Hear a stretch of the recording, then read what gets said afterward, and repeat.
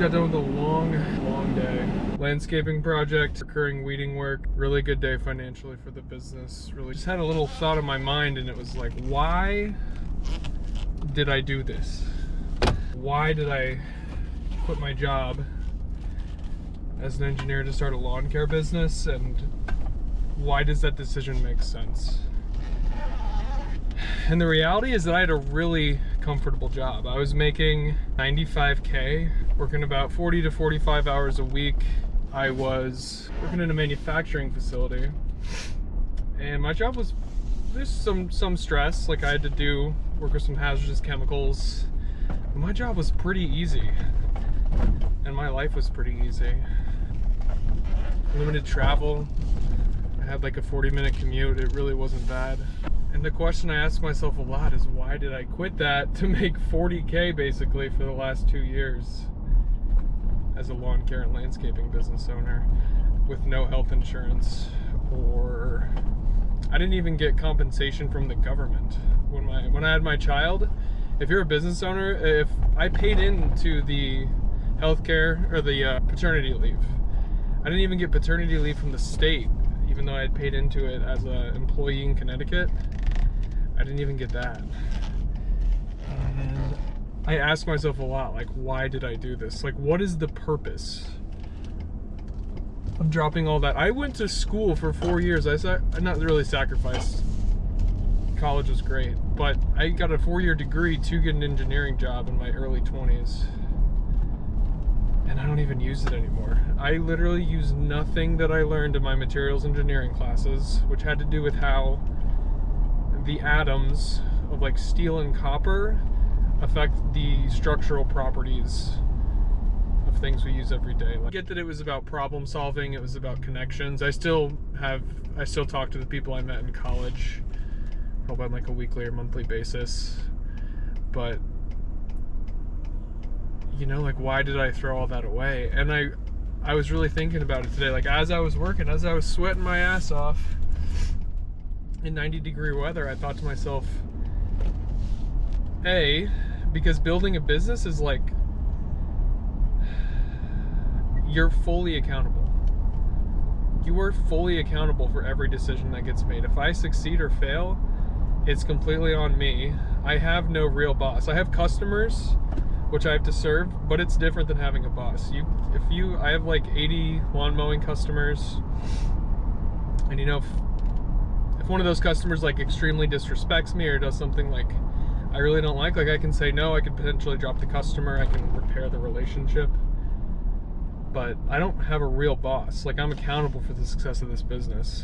Not having a boss is actually good. I mean, it's a lot more pressure because everything rests on you. Like, I've made really stupid decisions, and I'm making this video now because I feel like the business is in a place where I can actually reflect and look back on some success.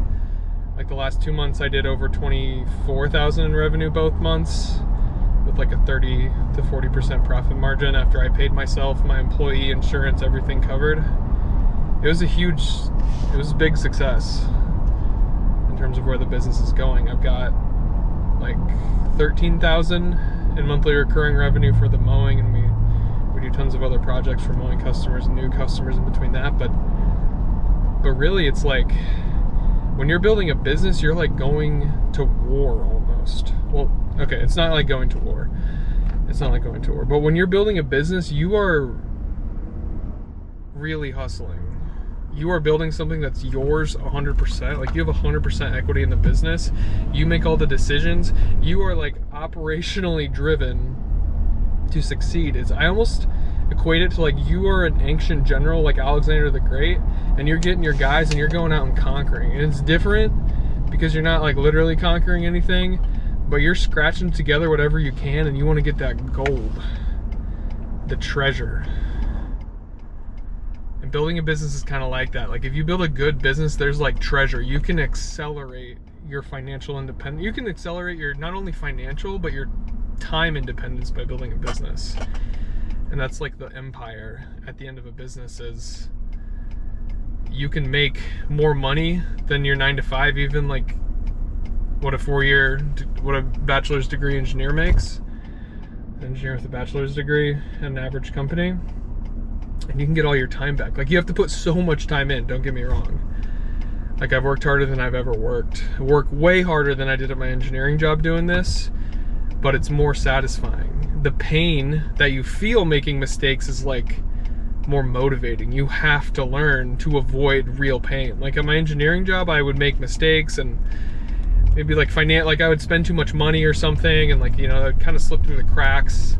Not on purpose, but just like I would design something poorly and have to maybe order a couple more, and it would maybe be an extra few $1,000s, and like my manager would talk, you know, my manager would say something, and I made tons of mistakes. I was not the best engineer, but you know, those types of things could slip through the cracks, and I wasn't really held accountable. I just went back home, and it was kind of like the 2 tiers above me, like their problem, like the budget. But with a business, like if you fuck it up, you feel the pain. Like mistakes like hiring the wrong person, you feel stress and pain that you did not feel at your normal 9 to 5, that hit you in ways that forced you to grow as a person. Before I started doing this, and this is part of the reason why I keep doing it, before I started doing this, like, I was not a very judgmental person, and you shouldn't really, I still don't think you should be a judgmental person, but when you start hiring employees, people that are going to work for you to make you money, you almost have to be judgmental in the way that you assign value to like their characteristics. Like, you got to look for orange and red flags, because it's not like survival, but it will cost you thousands of dollars if you make a mistake hiring. And so your brain is forced to become sharper, to judge people, to make better decisions, to really get clarity on the numbers in your business. Like, that's another huge thing, is having a really tight control of where all the money is going in your business. Like, simplifying it, like having one credit card, one checking account, one savings account, connecting all of those to QuickBooks, seeing all money transactions, knowing where every dollar is spent, knowing how much money you're making, so you can make better decisions. Like, it improves you drastically, because the pain, like the financial loss when you make mistakes, hurts a lot more than in my whole career. So self-improvement, so all that summarized is kind of like self-improvement. And then like you get the reward eventually in business. But then the time part of it, like if you grind in a business and you can build $1 million business with a 25% profit margin, so profit margin is what you make after everything comes through. All your payroll, all your employees, all your insurance, overhead, rent, website, software, all the little things you buy at Home Depot, like everything, the net profit is what's left after that. And really good small businesses can have like a 25% profit margin. And that comes from a variety. I mean, to get to 25% net profit margin, you basically have to, each day has to be like 30 to 35% net profit, which is totally achievable with like small sums of money, small sums of capital, like just a single truck and like 2 people. But getting to that $1 million business with a 25% profit margin, that is my goal. And then hiring someone to take over the business is also a key part of that. But not only does that unlock a financial freedom where I live and what I want, it unlocks like time freedom. Like, you can grind for 5 or 6 years, but then you can, and I'm almost in my 30s, so it's going to be like my late 20s to my early 30s, I'm grinding. But after that, you can get so much more. Like, you can literally live more if you are successful in the business by getting a lot more time back, by hiring like good people to run your business, hiring great people to fulfill the roles in the business, like the technician roles.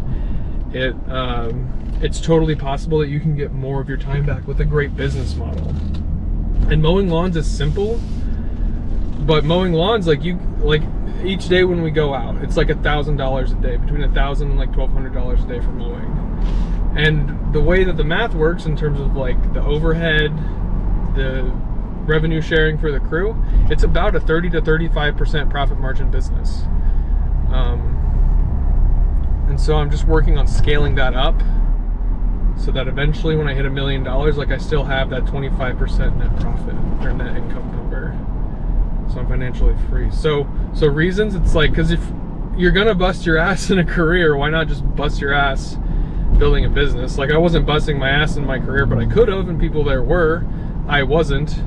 Like, I'd say busting your ass is probably if you're working between like 60 to 80 hours a week in your career. I was kind of just was doing a lot of other stuff. I was getting married, doing IVF, like trying to have a kid, lots of stuff like that. So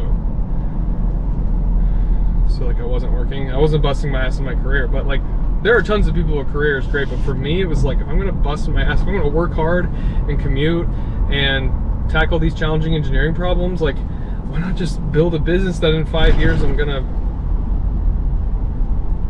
have other people working for me, essentially, on a small scale. And right now, people will treat, if you go this route, like if you're working a white collar job, people will treat you so differently. They will treat you incredibly differently if you tell them you're an engineer or you were an engineer. Like, you get respect from, like, people are like lawyers, doctors, and engineers. You get an inherent respect if that's like your job title. I don't know why, but you do, even though people don't know how much you make or whatever the conditions are. Like, you do make more than the average, but you just get like some sort of a respect because you're like smart or something. But when you tell people that you mow lawns like I do, like, because I've seen both, people treat you drastically different, and you really have to put that behind you. Like, you're not doing this for other people's perception. This is another form of like the personal growth. You're doing this for yourself because you see an opportunity, because you see a way that you can grow as a person, that you can gain time and financial freedom for yourself. And that is really the why as to why I quit my job and my goals in terms of growth of the business. I don't know why, but my GoPro's overheating. So if you see this video, that is the why I'm starting a business. Financial freedom, time freedom, no boss, get to create something for myself. Yeah, so I'm gonna keep documenting like how the journey's going with the business, like how I'm making everything, how much money the business is making realistically. And yeah, I'll just keep uploading.